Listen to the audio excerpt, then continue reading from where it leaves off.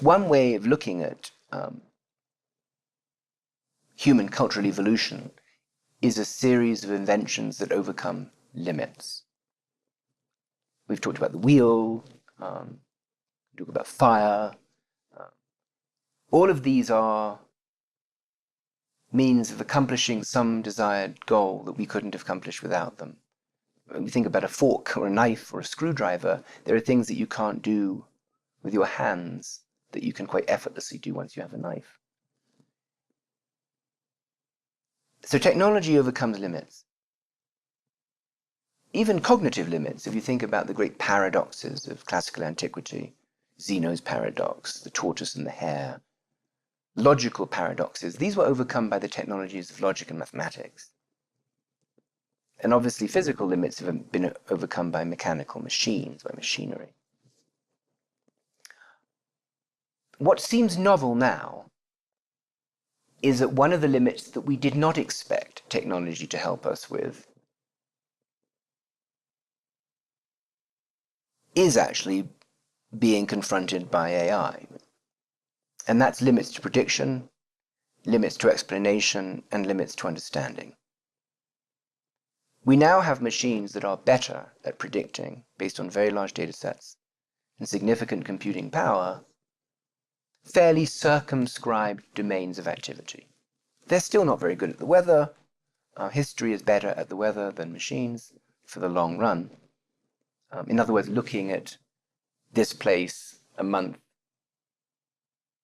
a year, a decade in the past, it's more revealing of its future than machine learning algorithms that take into account lots of data. On the other hand, face recognition, language recognition, classifying rudimentary cell tissues, cell cultures, are things that machines do better than us. So thus far, where we are now, classification, a certain kind of taxonomy, is something that's performed very well by machines. Explanation is terra incognita. Machines are very bad at explaining their decisions to us, which is something we seem to require. So if you asked a computer, why do you think that person is going to be a criminal?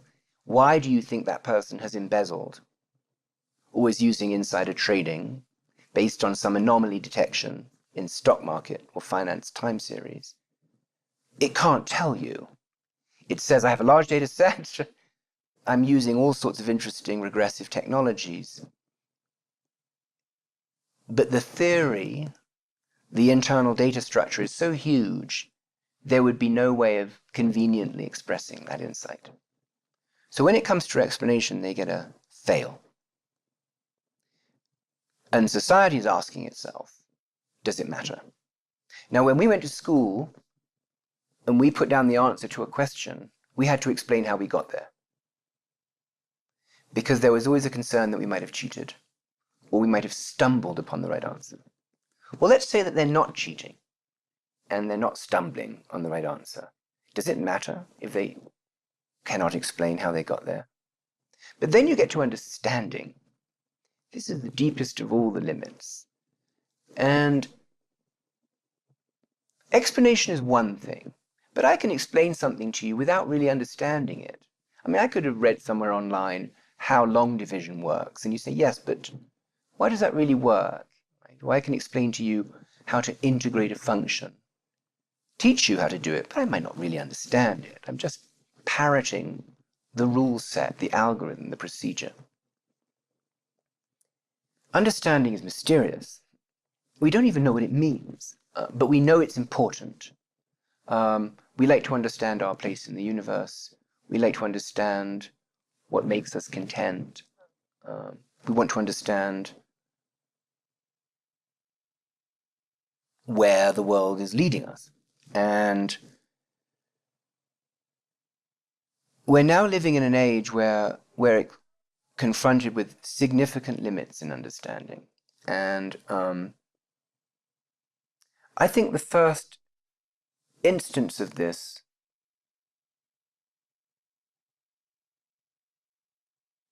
associated with technology came with our attempts to understand the invisible world, the microscopic world of the atom, or the cosmological, astronomical world of space. And we had to build instruments to give us a means of perceiving those worlds.